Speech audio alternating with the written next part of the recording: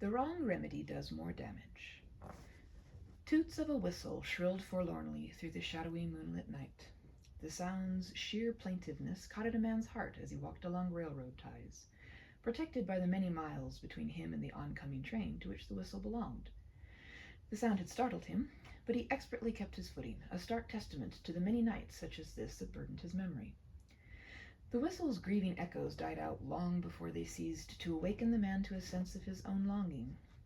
Even the lonely cries of whistles earned their existence by the directive which brought forth their warning sound. The man reminded himself grimly, as if he needed the prompt, that he had no directive. He used to have directive. No more. And the staccato rhythm of his feet on the tracks drummed the painful words deeper and deeper into his shamed soul. Again and again his mind repeated itself until he screamed aloud into the dimness for sheer vengeance. And a solitary cry of the whistle responded, enlivening the stark loneliness that terrorized his heart. He missed them. He missed his wife and her gentle flutters of efficiency, of concern.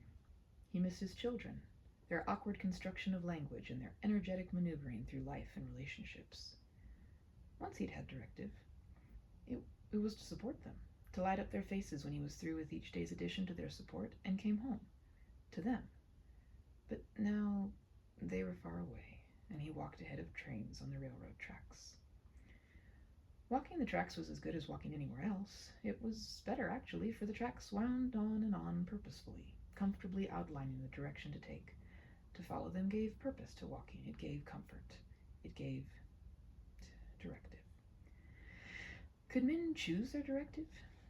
He'd tried. He'd felt directive within him, stirring within him. It was not fulfilled by the chore of support. It was aggravated by the tedium of monotony. It had driven him to abandon the menial position that, though barely tolerated, had provided his meager weekly paycheck. Then, when the deed was done, when all ties were cut, he, in turn, had been abandoned by directive. When the great work that would brighten the future and give meaning to life was begun, there it ended. In vain he struggled to continue. In vain he fought to recover the guiding voice that had enticed him with whisperings of grandeur. In vain. All was in vain. In vain he sought his old position and reinstatement. In vain he searched for other jobs. His country was in a depression, a great one, and there were no other jobs. When he left home to search elsewhere, it was in vain as well, but his shame drove him forward. No longer did directive give meaning to his day. No longer even did grandeur cloud his inward view. Now it was shame that drove him forward, never leaving him alone or at peace. Onward he must travel in pursuit of that which lay far behind in the irretrievable past. Directive, the staccato rhythm of his feet on the tracks drummed the word deeper and deeper into his shamed soul. Suddenly a foot slipped, and the survivor's instinct inherent to every man led this one off the tracks and under a nearby tree. Sleep would come with its attending release for a few hours, and then it would again abandon him as he had abandoned. The morning found him still prisoner to his shackling thoughts of the night before. He rose, shook his head to clear it, and prepared himself to greet the world. Going in search of his wife, he found her in the kitchen, her perky apron striving merrily, but failing, nevertheless, to offset the worry lines on her brow. "Hey, you," he caught her eye, and they both smiled. Limited though he was by husky voice and unsteady feelings, there was a great deal of affection warmly insinuated in that terse greeting. "Good morning, dear." She turned up her cheek to be kissed, and was met by a far more passionate and tender response than she had expected. "Darling!" She threw her arms around his neck in happy bliss. "I'm staying on," he declared, the emphasis in his voice for personal benefit, not hers. "Good," she smiled as she replied. "I rather like that idea." He consequently chuckled a bit before his face stiffened with gravity. "My job. I'm keeping it." "Oh, no!"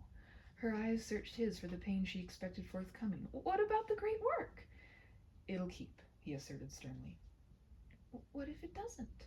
she asked, endearingly worried for him. "Then it doesn't." His face was closed to her probing eyes. "No." Her tenacity did not surprise him. He hesitated before speaking and then burst out quietly. "I had a dream last night." He paused at the distasteful recollection. It was rather horrid. I just can't know, she repeated, and her expression was soft and intimate. There simply isn't a way, no. And she smiled the wifely smile of one who is pleased with the remedy she is going to give her husband when he stops building his own scaffold.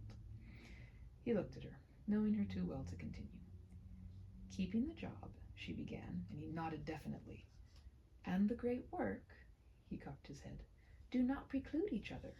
The work itself is great, but the steps to accomplish it can be small.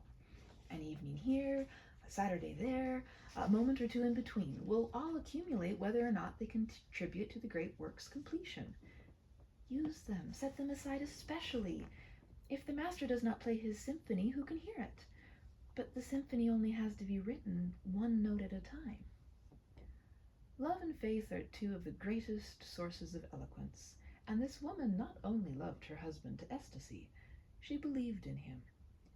And he felt her love and faith, and accepted her remedy for his dilemma.